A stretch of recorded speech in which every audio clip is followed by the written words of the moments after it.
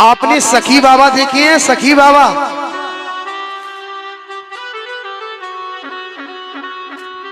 जैसे ये हमारे बाबा नृत्य कर रहे हैं ना, सखी बाबा ऐसे ही होते हैं। और जब तुम उनको देखोगे ना तो देखते ही रह जाओगे।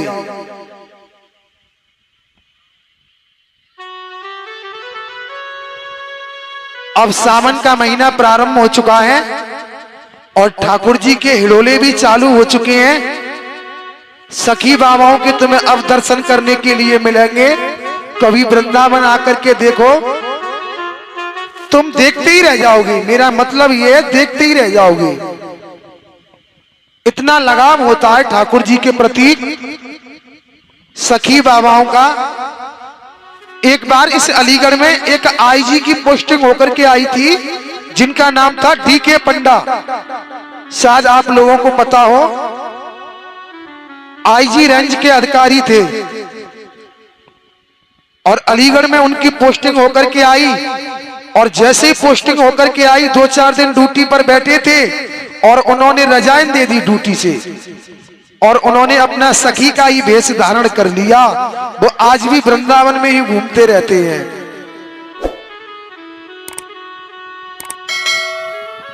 तो ये भाव होता है ठाकुर जी के प्रति किसी किसी का।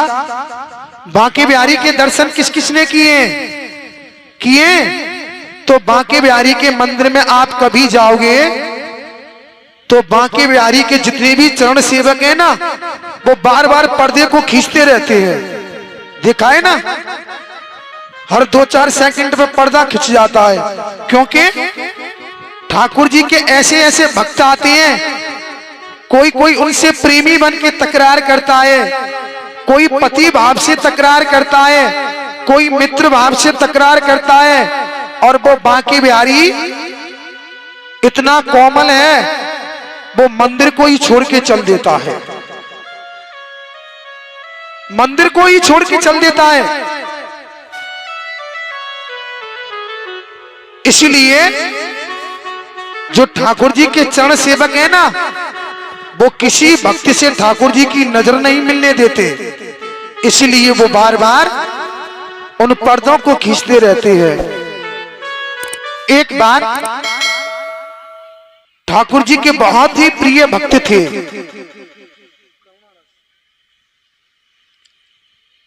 और वो बहुत ही निर्धन थे।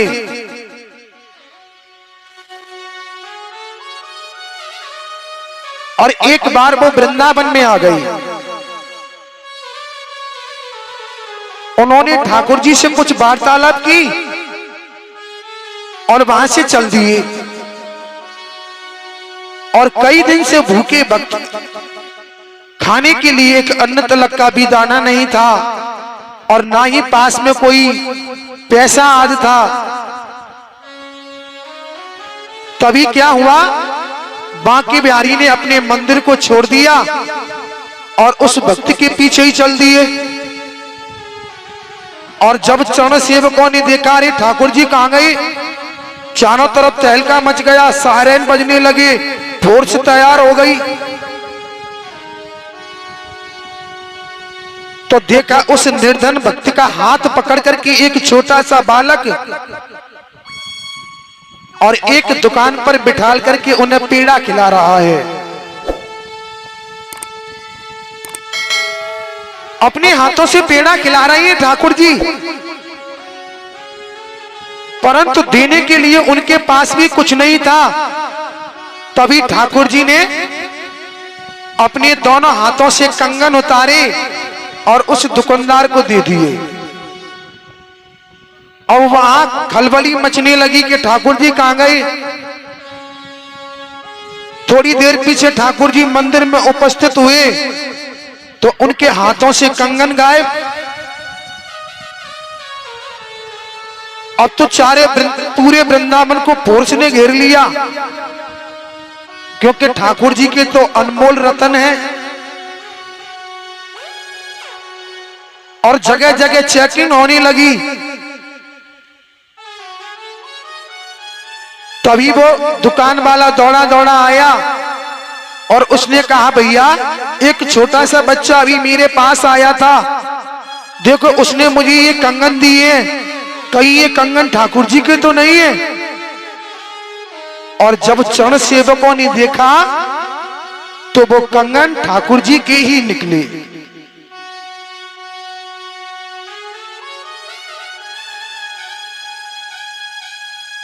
तो भक्ति करने की ना ही तो कोई उम्र होती है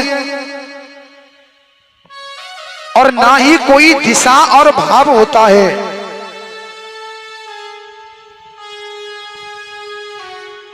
कोई कोई तो ऐसा प्रेमी आता है और वो ठाकुर जी से बैठा ही तकरार करता रहता है। तो एक भक्त ने बड़ा सुंदर भाव गाया,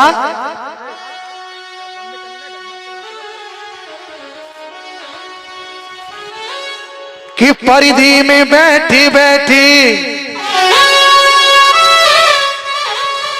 हो, परिधि में बैठी बैठी और यो न मुस्कुराइए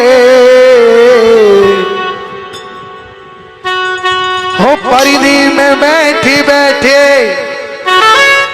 और यो न मुस्कुराइए। आ गए तेरे दीवाने जरा पर्दा हटाइए, हटाइए। आ गए तेरे दीवाने जरा पर्दा हटाइए। ओ पर्दे में बैठे बैठे हो, बैठे पर्दे में बैठे बैठे हो, बैठे पर्दे में बैठे बैठे जो न मुस्कुराइए। आ गए तेरे दीवाने जरा पर्दा हटाइए। आ गए तेरे दीवाने जरा पर्दा हटाइए। पर्दा हटाइए हटाइए, पर्दा हटाइए हटाइए, पर्दा हटाइए हटाइए, पर्दा हटाइए। आ गए तेरे दीवाने जरा पर्दा हटाइए। आ गए तेरे दीवाने जरा पर्दा हटाइए। जय हो, सभी तालियों का सहयोग देते हुए।